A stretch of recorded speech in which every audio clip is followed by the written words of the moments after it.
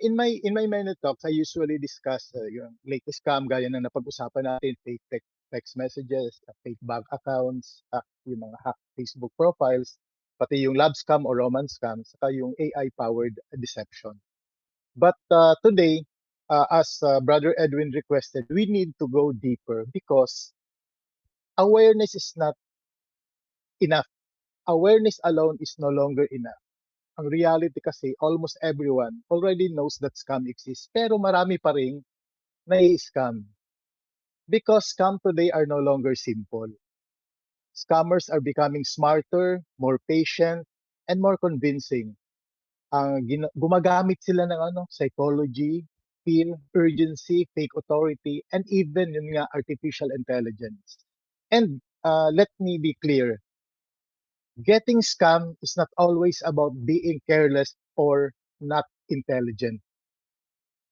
Kasi professionals, doctors, lawyers, executives, pati mga pare, may mga janitor, may mga katulong, may mga nagtitinda sa palengke, lahat sila nabibiktima ng scam. Kasi ang scam at mga scammers, they do not attack intelligence. They attack our emotion. So today, instead of simply discussing the existence of scam, focus natin ngayon paano natin protektahan ang mga sarili natin at mga mahal natin sa buhay. Next slide, please. There. So, bakit i-scam yung mga matatalinong tao? So lahat siguro tayo dito, pati ako, minsan naka-click na ng link, di ba? Lahat siguro tayo dito meron ng scam attempts na experience. Ang dahilan dito kasi ang mga scammer, alam nila, they understand something about human psychology.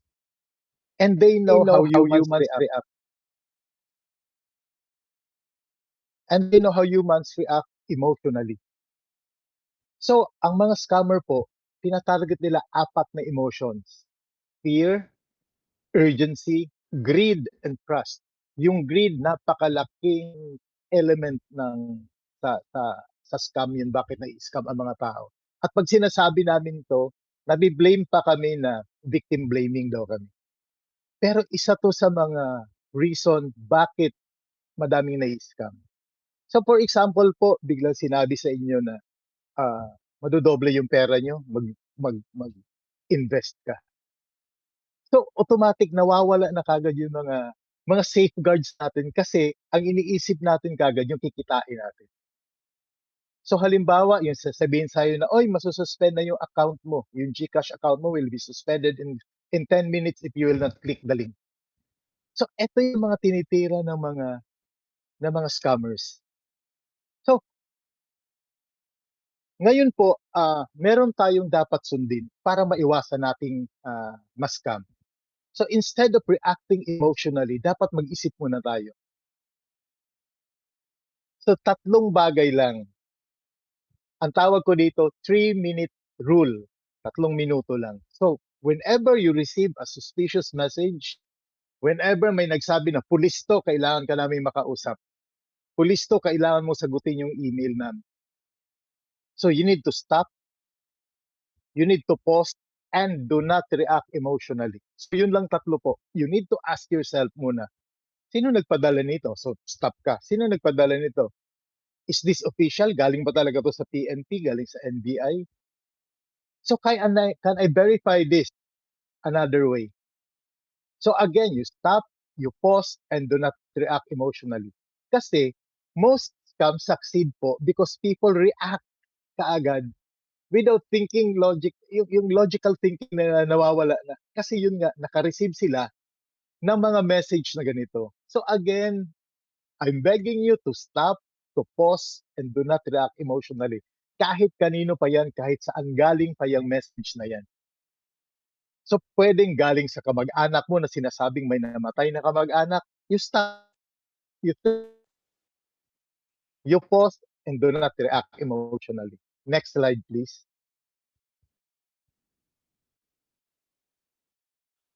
So, many people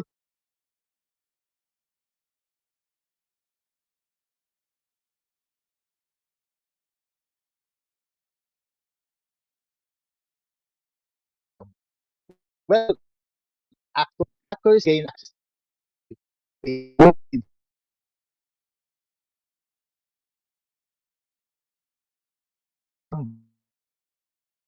most email as the key cabinet of your entire digital life.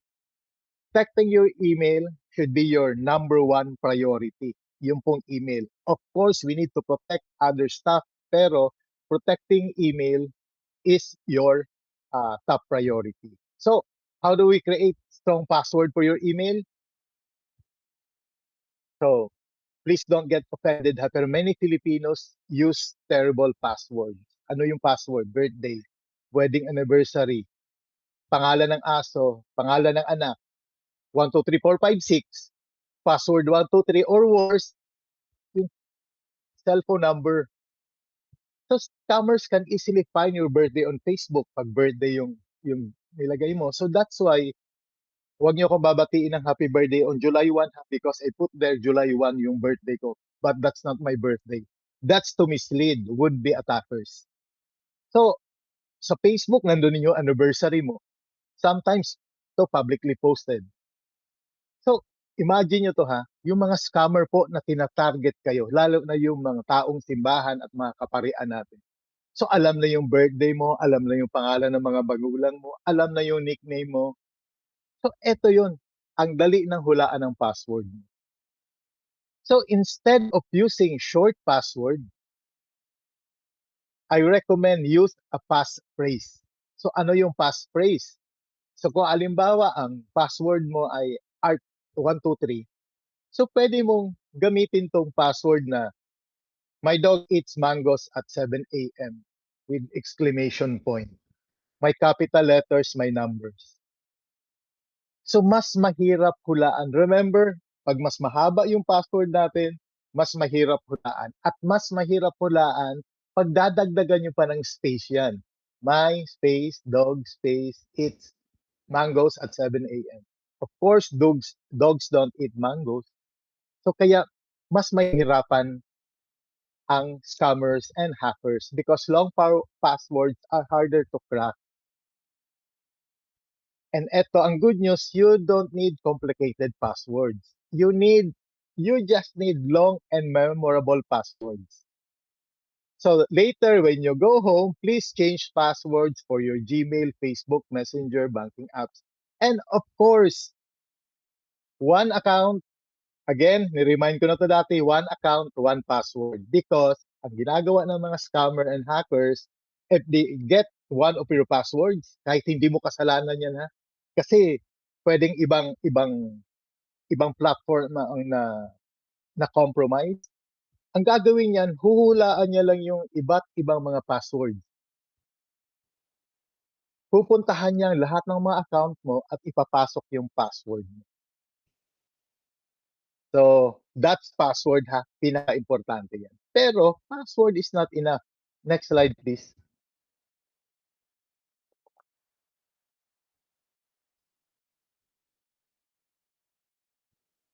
So, ito yung layer defense. Please activate your two-factor authentication or 2FA. Ito yung second layer of protection mo. So, imagine yung bahay mo, yun yung password mo is the main door lock. Yung 2FA, yun yung second gate.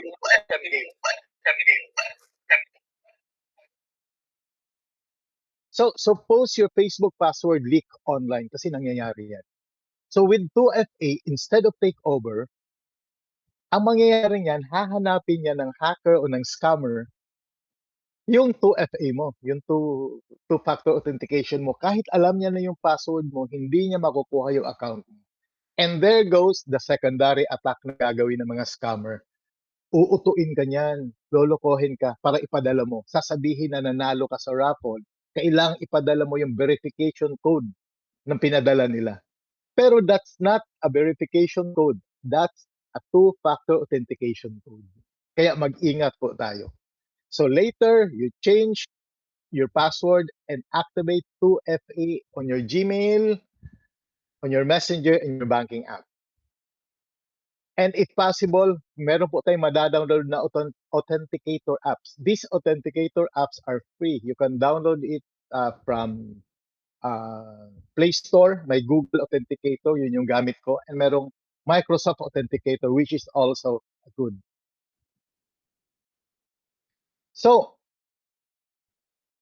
if possible, no, use authenticator apps instead of SMS. Kasi may OTP sa SMS, di ba?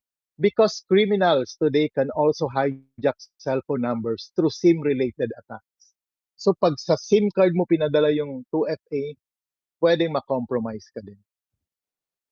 Next slide, please.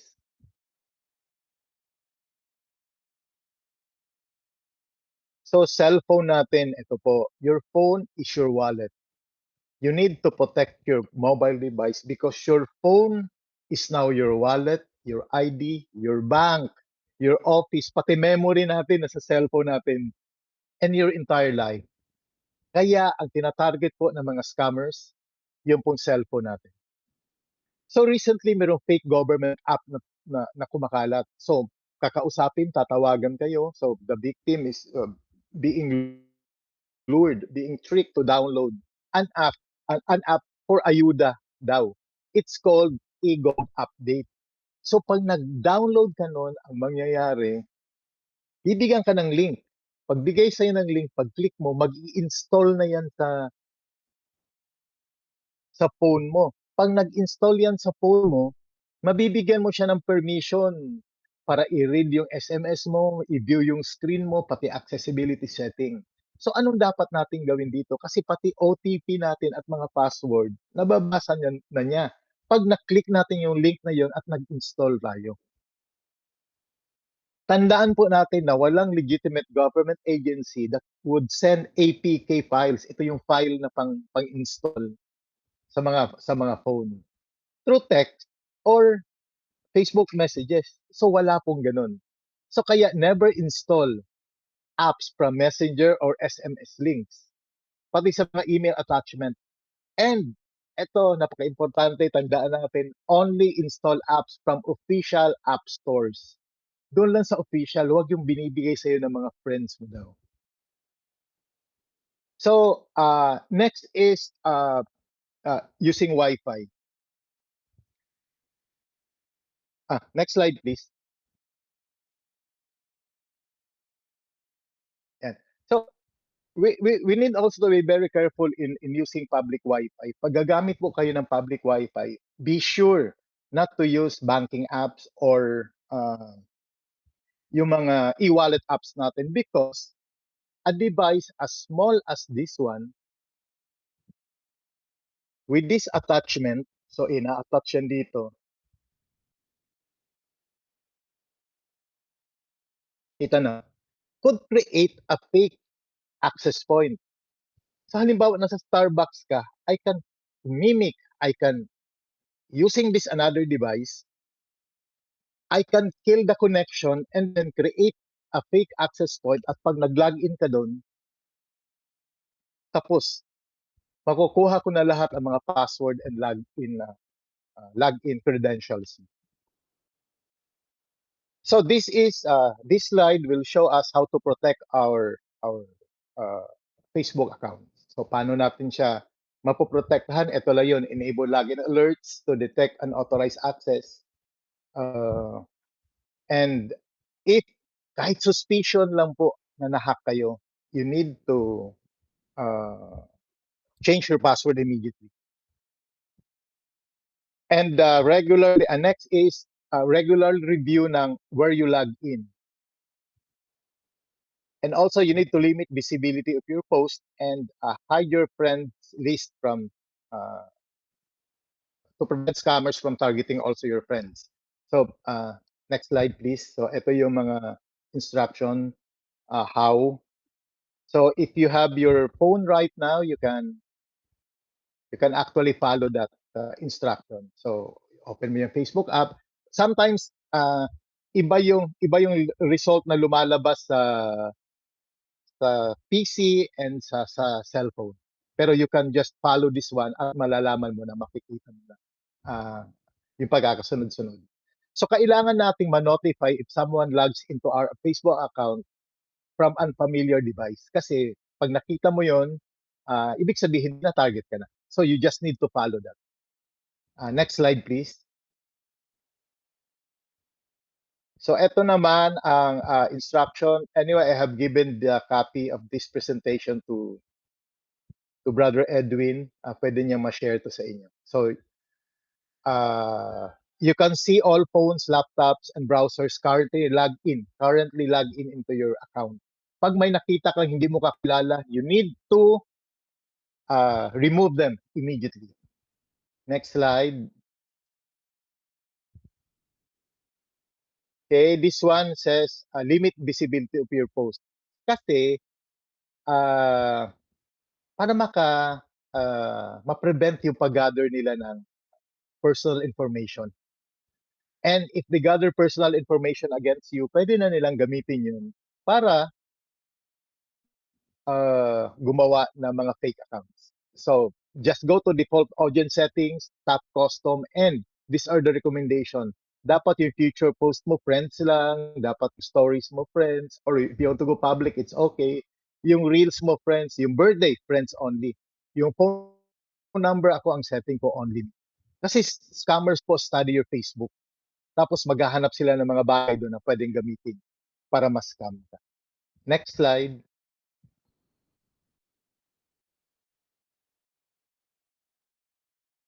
There, prevent scammers from targeting your family and friends. So dapat i-choose mo yung only me na setting dun sa who can see your friends list. So ginagawa ko yan para hindi makita, pero sometimes kasi kailangan ko as a journalist, kailangan kong i-expose yun. Okay?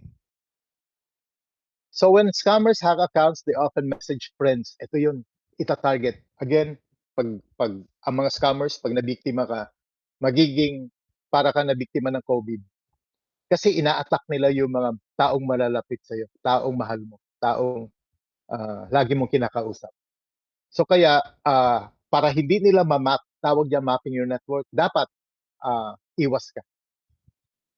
So you choose only me. So these are some of the practical lessons. Next slide, please.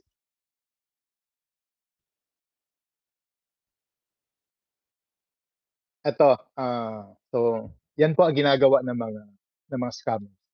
So they use fear. So like, your account will be suspended. Kailangan mag-click ka ng link. They create urgency. Nako, mag-i-expire na yung points mo. So if you receive something like that you need to click the link so that you can redeem your points, nako, mag-ingat po kayo because that's a scam. And of course, they exploit greed. You can double your money fast. At ito, reminder ni Brother Edwin kanina, meron din mga romance scams. Ito yung love scams na tinatawag. They attack your emotion. They attack your needs. And then, they will slowly scam you. So, they take authority. So, this is the police. Yung isang madre na scam because sabi sa kanila, mga police daw yun and their order was detected to be helping a scammer. So in order for them to show good faith, they need to deposit a certain amount of money.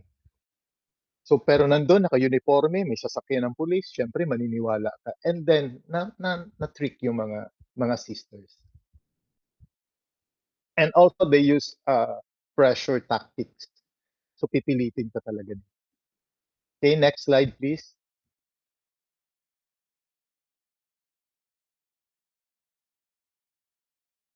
Again, ito yung mga reminders natin.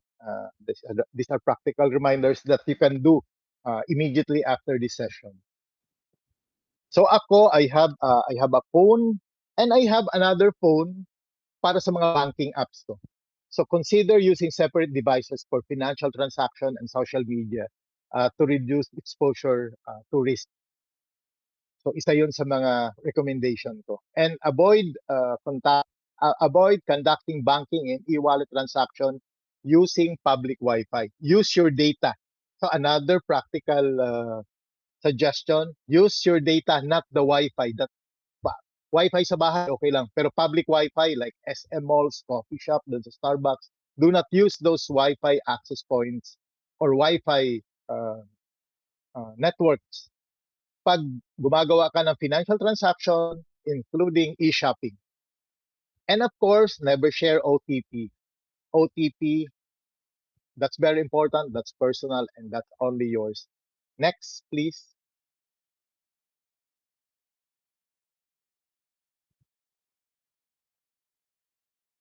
Ito, AI and deepfake, we already discussed about this before. That's why meron akong ginawang bagong example. Next slide, let's show, Brother Edwin, let's show the first deepfake. Tapos, sunod mo na yung isa.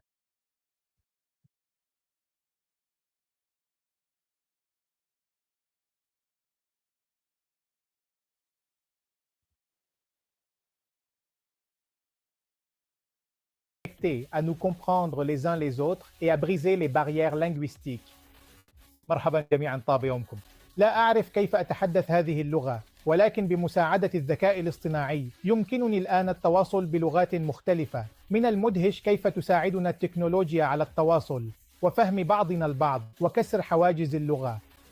Hej alle sammen, goddag. Jeg ved ikke, hvordan man taler dette sprog, men med hjælp fra AI kan jeg nu kommunikere på forskellige sprog. Det er fantastisk, hvordan teknologi hjælper os med at forbinde, forstå hinanden og bryde sproglige barrierer. Welcome to my AI demo. Check this out. This is me holding my own against the legendary Jackie Chan in a high-stakes martial arts battle. But here's the secret. I never actually met Jackie Chan. This entire sequence was created entirely by AI. This is how AI works. It blends reality and imagination to create something brand new. Pretty amazing, right? There. So back to the presentation. Okay. So kahit yan pong kahit yan po itong taong yun, yung taong yun. Hindi ako yun. Picture ko lang, one photo, and about 10 seconds of my voice. Di ba kaboses ko? That's how dangerous AI is. So, wala ako doon, wala akong sinabi doon. Nilagay ko lang the text, tinype ko yung text, and then uploaded a one photo, isang picture lang, and then uploaded the 10-second recording of my voice. And then it created that one. So, anong ibig sabihin nito? Ibig sabihin nito, Brother Edwin is right. Hindi na to see is to believe. Ngayon, you need to verify first before you believe. Yan po ang mga scam na nangyayari ngayon. So ano ang mga pwede nating gawin pag na-scam tayo o meron tayong duda na na-scam tayo? So dapat mabilis po ang kilos natin. Pag halimbawa, naramdaman mo na, na-click ko yung link ka. Kung na-click mo yung link, ito mo ang dapat yung gawin. Slide, next slide please. Yan. Disconnect immediately. And change all compromised password. Why? Because the scammer, if your password is compromised, the scammer will go and look for your other account. And if your device is compromised, nagdududa ka may nakapasok, disconnect from the internet. And then change your password using other device. So disconnect and secure. Next.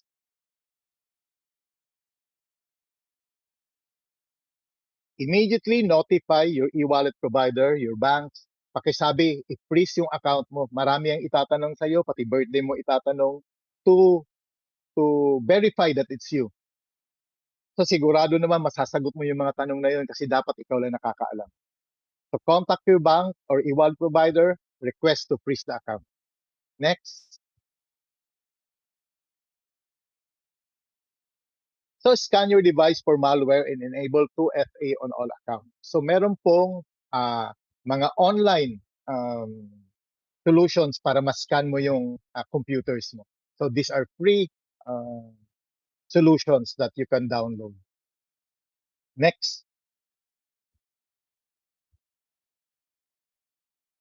Of course, you need to report the incident to relevant authorities. Dial po natin 1326. Again, 1326 and report all scams.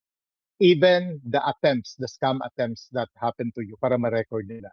Because if you will not report, the next victim could be someone you love or your family members and friends. Next slide.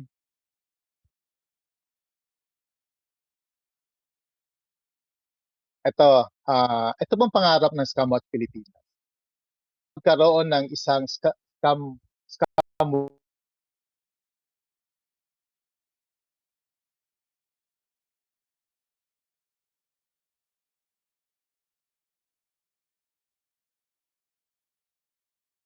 na to. Tayo natin sa bahay na mga practical ways kasi everyone must learn. Children should teach their parents and parents should teach the elders, the grandparents. Pati yung mga kasambahay po natin at mga katulong natin. So ito po yung dream ng Scam Watch Pilipinas na magkaroon ng one scam watcher per household. Ngayon, ang dami natin. I'm sure meron ng scam watcher doon. So imagine, no, every family had one person teaching others how scam works. So dito natin makikita na mag-fail na yung mga scams natin. So next slide. This would be my last slide, I think. So ito yung 4 golden rules na dapat natin tandaan. So mag-isip, mag-ingat, magtanong, at magsumbong. So pause before clicking. Mag-isip po tayo. Mag-ingat para maprotektahan yung account natin. Proactively protect your accounts. Strong password plus 2FA. At magtanong.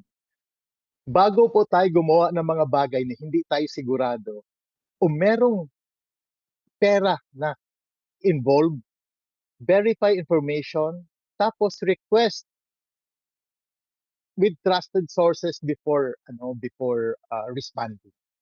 At ang panghuli, gaya po ng sinabi ko, dapat tayo magsumbong. Report any scams or suspicious activities immediately, not only to prevent further harm, but also to protect your loved ones. Next slide, please. Ayun, maraming salamat po. Brother Edwin, sakto 32 minutes tayo. Thank you very much. Thank you very much, Brother Art, for another helpful, practical session. No? I think we now have that obligation to share the information that you have shared with us, particularly to our loved ones and as well as our community members.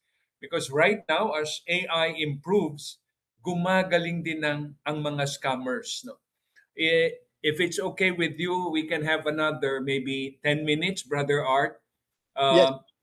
for any question our participants may have. But then, so as not to clog the platform, meron tayong chat box, no? Available yung chat box on the right-hand side. Kindly ask your question, and we have 10 minutes for Brother Art to respond, to your inquiries. Who has the first question? Habang naghihintay tayo ng question, there's one word that I would like to share with you, amathia. Amathia, Amathia. Mas malalim siya kaysa indifference. Indifference walang pakialam eh. But amathia is unwillingness to know. There is a deliberate intention na wag alamin. And this is very dangerous today given that trust is eroding. No? Tama ba, Brother Art? Oo. I fully agree. So it's not because indifferent ka o hindi ka naniniwala, pero ang nangyayari ngayon, Brother Edwin, ah, parang nasa loob mo na talaga na kahit nakikita mo na mali, kahit nakikita mo na scam 'to, tinatanggap tinatanggap pa rin, eh. You know, yun ang hindi ko maintindihan. Yun ang hindi ko maintindihan. So Yeah. yun pala yung word niya, Amateia. Amatia, oo nga eh. Kasi minsan magtataka ka eh, di ba? Bakit naloko? Yung kanina nabanggit mo nga, no? Yung element of greed. Alam naman nila walang negosyong tutubo ng 25% a month eh. No, ay kahit saan ka umikot, kahit sa property, hindi siya tumutubo ng ganun kabilis eh. Pero nababalitaan na nila na scam, nadali ng pyramiding, nadali ng networking. Pero suddenly, yung mahal mo sa buhay mismo ay mas pinaniwalaan yon kaysa doon sa mga sinasabi nating mga babala, no? It's kaya meron nga sinasabing a man convinced against his will is of the same opinion still, no? A man convinced against his will is of the same NP. opinion still, no? Ngayon, meron tayong question andyan sa chat box, Brother Art. Yeah. Would you like to? Deepfakes are really scary. I was able to witness the student research project, how they work. Oo. Pero may isa dyan, may isa pa siya. Ito, yung sabi niya, yung isa is, how is it different from curiosity? Curiosity is innocent, no? Inosente Oo, talaga. oo, Ang oo. amatiya, hindi. It is unwilling. Talagang alam niya na ayaw Alam niyang. niya, oo. Pero ito merong isa, good morning, is biometrics safe instead of password? Yan. Yes, yes. It's a lot safer. So pati ngayon, tatanggalin na ng mga bangko yung OTP pala. So that's a good news. Biometrics na ang gagamitin. It could be facial recognition or fingerprints. So Oo, it's safer. So mas safe po gumamit kayo ng biometrics instead of passwords. oo nga. O kaya mas pumunta ka na talaga sa bangko, no? Oo, oo, oo. Correct. Face to face, di ba? Oo. Ito kanina may nag-share dito si Annie, no? Si Annie from Davao. Pero kanina ayokong banggitin yun eh. Ang Matia is also known as intelligent stupidity. Kasi willful siya eh. Pero medyo nakakanyang banggitin kanina pero mas malalim siya kaysa indifference. That's why we Oo, oo. truly appreciate your inputs as well as your time. In fact, I cannot help but admire Brother Art, your dedication. I was with you in Caceres, di ba? You Oo. arrived in the morning, you left also in the same evening, coming from Clark pa. It's so admirable. It's truly a witness. So, and I think that also challenges each one of us here to pass on this information. So again, thank you very much. I'll call you again one of these days. We have to meet, especially next week, Brother Yes, Art. yes, yes, brother. I need to show you the how the bad guys work. You know, Oo, attacking the parish church, yung mga convent, just using this oo nga eh. equipment. That's true. Uh, That's true. And you can try hacking my account, you know. Pero yes. pagkaharap kita. So again, thank you very much, Mr. Okay. Art Samaniego. And I hope everyone found today's session truly helpful and practical. We will keep the platform on for the next 15 minutes so that you can respond to the two questions that will be flashed on the screen. And kindly please respond to these questions on the Google form. No? So two things. We intend to send you the PowerPoint, but you'll have to send us your email addresses correctly via the Google form. We also intend to send you the meeting assets, the minutes of this session, via your email address. Just make sure you have very strong passwords, no? Sabi nga ni Brother Art. And then please make sure that we can. Ito, merong magandang tanong muna. May humahabol. Many schools use online learning platforms, cloud storage, AI tools, digital attendance systems. These technologies improve learning but also collect large amounts of student information. What are the useful red flags in these platforms? Ang ganda nito. Pwede ba nating habulin to, Brother Art? Just recently, yung Canva was hacked. More than 9,000 schools worldwide. So kung ang school niyo po gumagamit ng Canva, pwedeng nasa online na yung mga information ng mga student. So sa Philippines, UST, LaSalle, Ateneo, UP, they're using this platform. Ang mga red flag po nito, of course, pwede nilang gamitin yun para mang-scam. Pwede nilang ibenta yung mga names and mga information na yun. So, for now, wala tayong magagawa, kundi ingatan na lang natin yung mga sarili natin at tingnan yung mga suggestions ko kanina kung paano protektahan yung mga account natin. Kasi nasa online na yan, lahat ng information tungkol sa atin. At magagamit lang nila yan kung sila. So meaning kung magkiklik tayo ng link, kung magbibigay tayo ng additional information. So yun po ang dapat nating gawin. Okay. Yeah, thank you. Thank you very much. And so we will leave the platform open for the next 15 minutes so that you can respond. We just want to make sure that we can send you the PowerPoint slides, the meeting assets, I as need well to go, as... Brother Edwin. Yes. Labas na Okay. ako. God bless you. Thank you very much. I'll call you. I'll call you. God bless you. Okay. God bless you. Okay. And then we also would want to make use of these platforms in announcing the upcoming webinars. No, meron kaming joint project, ECSC, Signis, RVA, in addressing the practical side of the recent encyclical of Pope Leo. So I would like to get in touch with you just to make sure you're properly updated as to the upcoming webinar series. So again, but then bago yan, mag-group photo muna tayo.